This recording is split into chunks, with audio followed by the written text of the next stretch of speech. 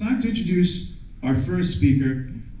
He is a man with a long and very loaded title, befitting of his experience, knowledge, and skill set.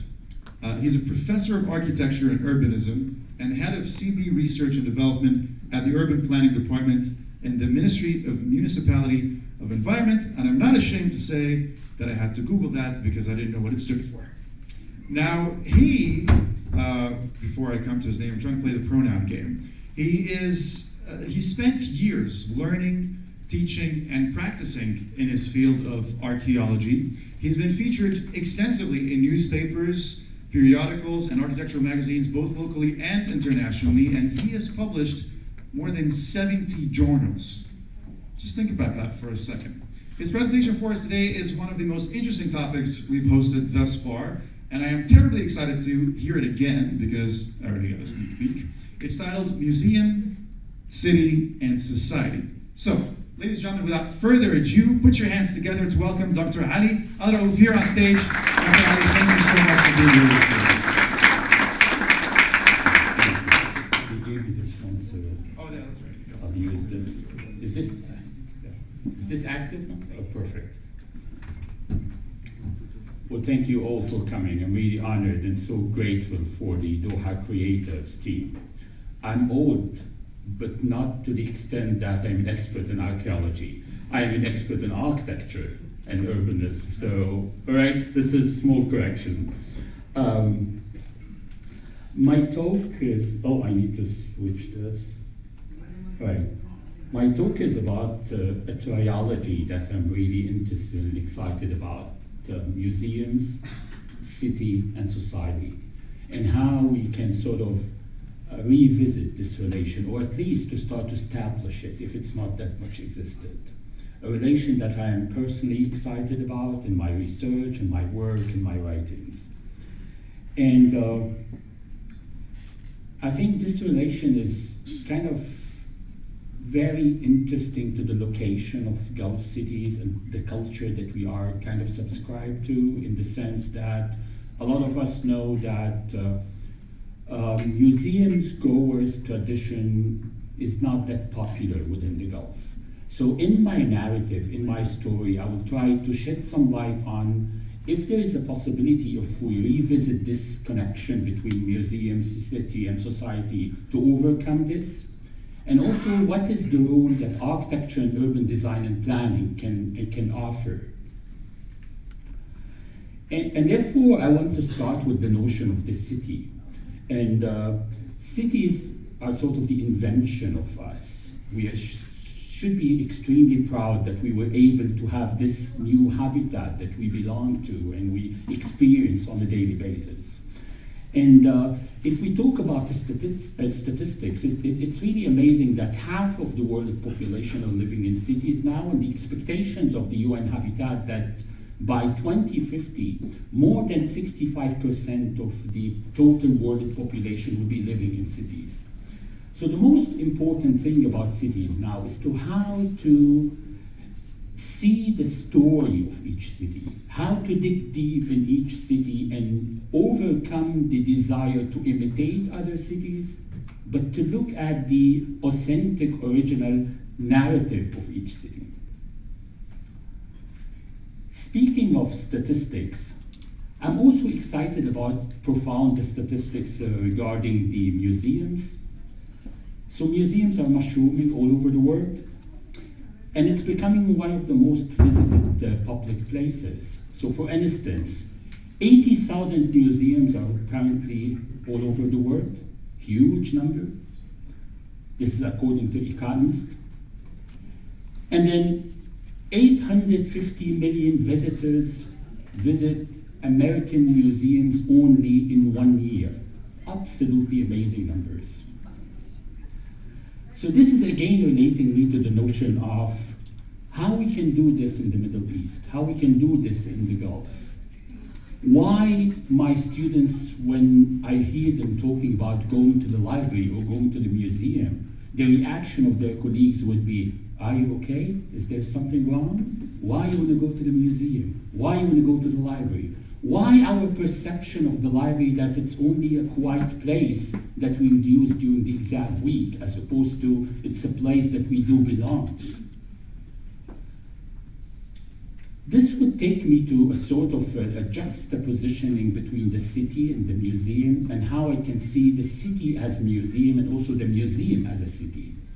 So in this sense, the city as a museum, I think the museum, the city here, the museum as a city is a way by which to see the museum as the new agora. Some people are saying that the museum are the new cathedral of our time, the cathedral of our modern time. We go to museums for spiritual uplifting, for education, for social integration, and so on and so forth.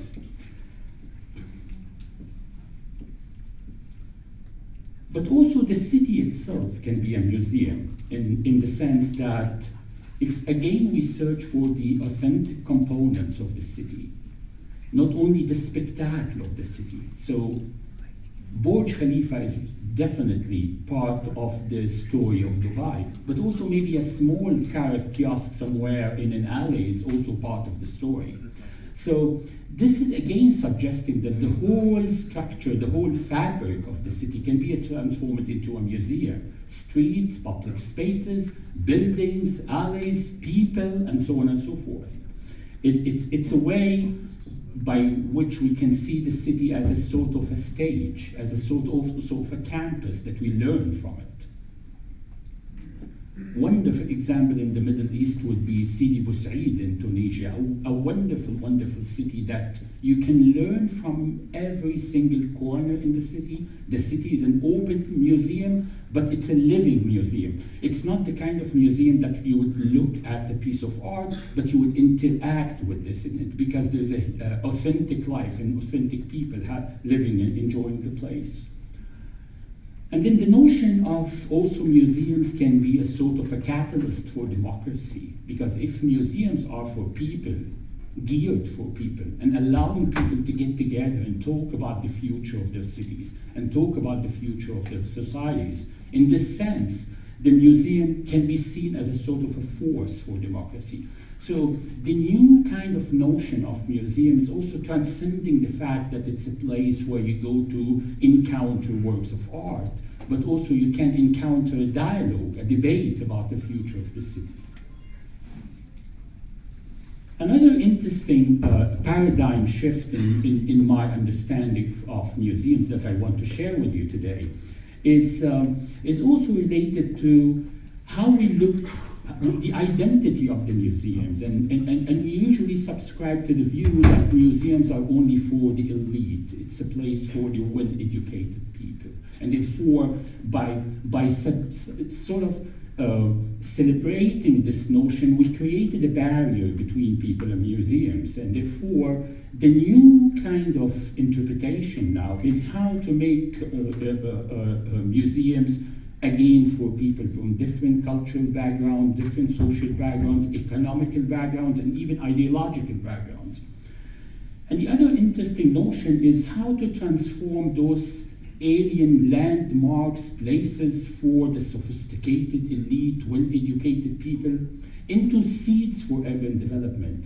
So in this sense, from an architecture and urban planning point of view, the museum is not isolated, but the museum is in the heart of the city and are surrounded by a lot of activities that would engage people and attract people to it.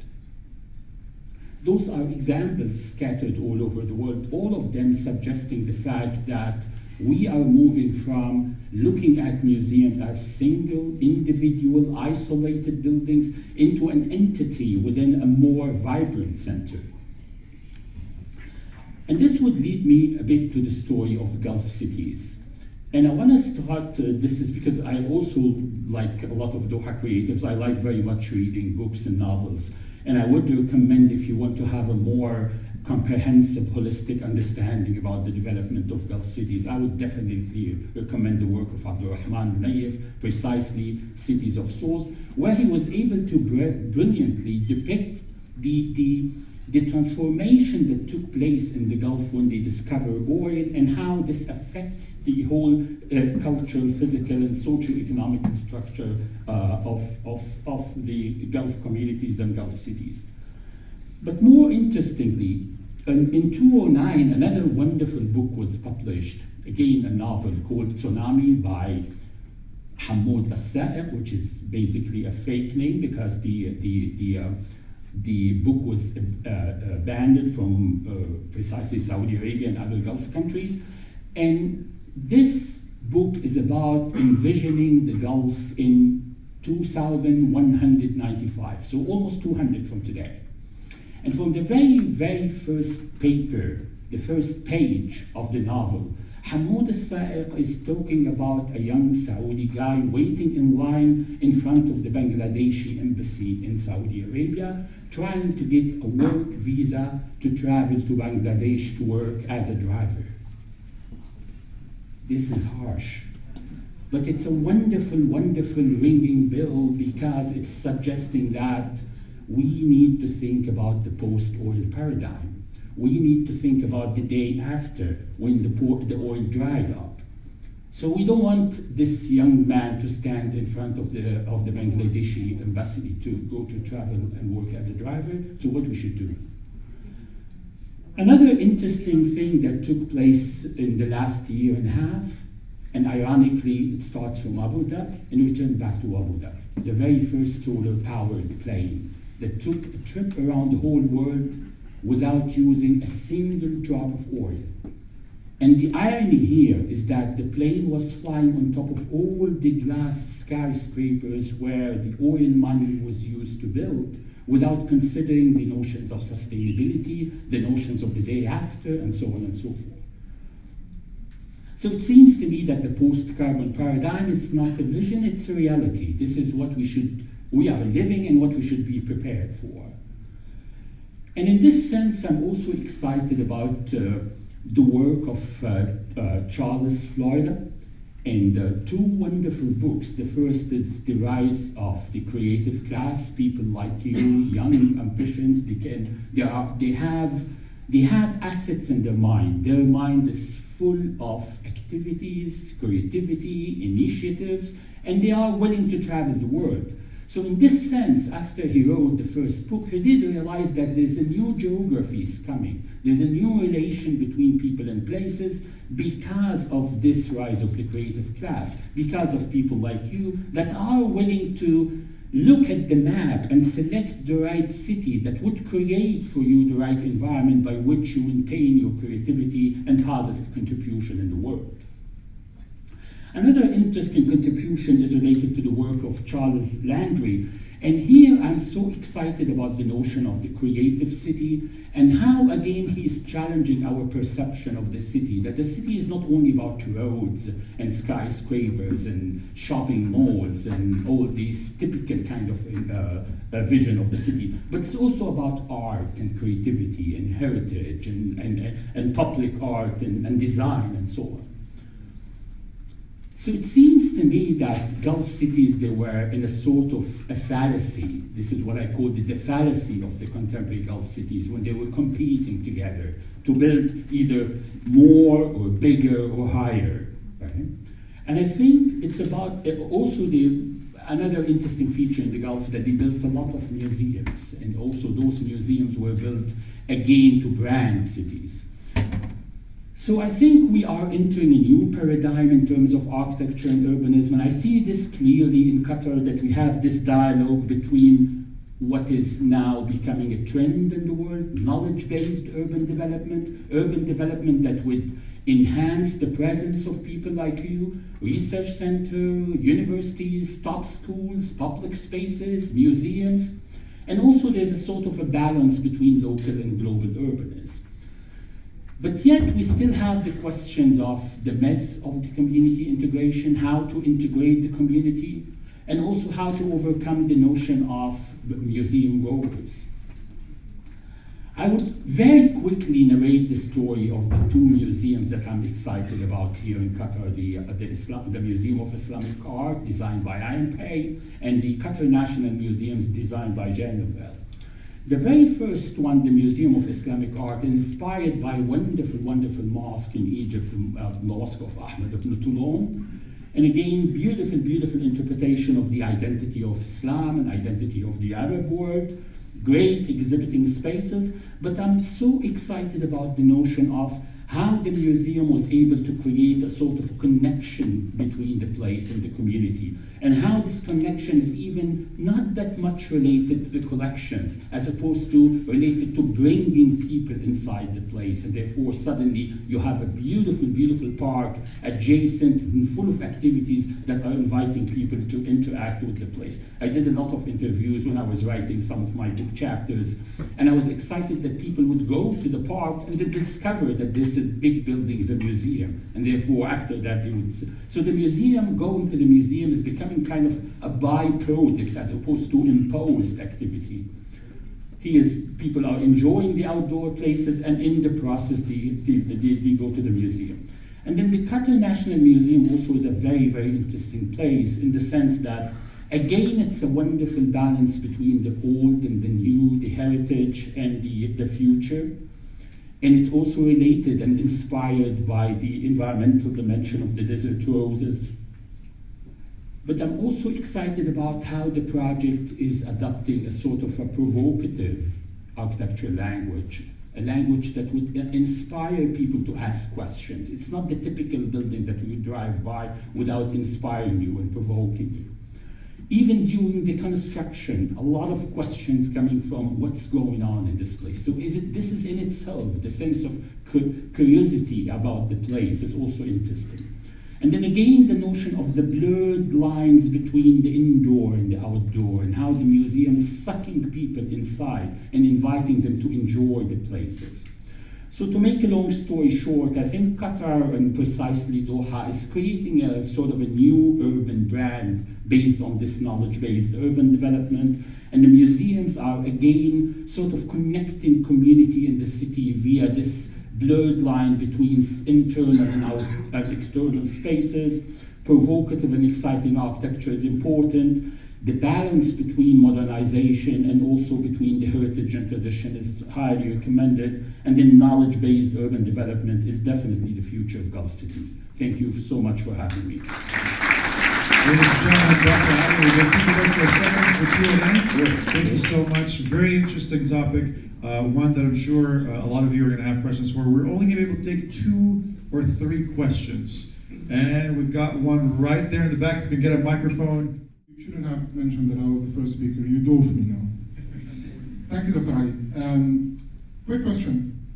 You've mentioned that the total number of museum visitors in the US is 85 million. A simple thing like... In 1 year. In 1 year, yeah. Pokemon Go got millions of users in 1 day. So my question is not really about the game, but it's about the effect of technology. Something like augmented reality or virtual reality technology is expected to change the museum industry or the museum sector or the museums generally as we speak. A lot of the museums are now considering having their exhibits as a virtual reality offering, because that's basically easier, cheaper, faster, and people don't have to travel. But then again, that somehow loses the idea of the urban center that you mentioned. So what's your view on that? Do you see that as an enabler or as a changer, or how do you see it? Thank you, Aziz. This is a wonderful question. And I would answer it not using the prototype of the museums. I would share with you a wonderful story. The director of the British Library, he just wrote something very interesting for the visitors of the library. And he said, eat, drink, and laugh, you are in the library. So he is suggesting that, with all my due respect to the digital media, libraries and museums are not only about reading a book or about looking at a piece of art. It's about getting together. This is the new notion of cultural buildings in the whole world. And therefore, yes, definitely, there are a lot of virtual tours for a lot of museums around the world now. But none of those tours would help you to get together, me and you, and talk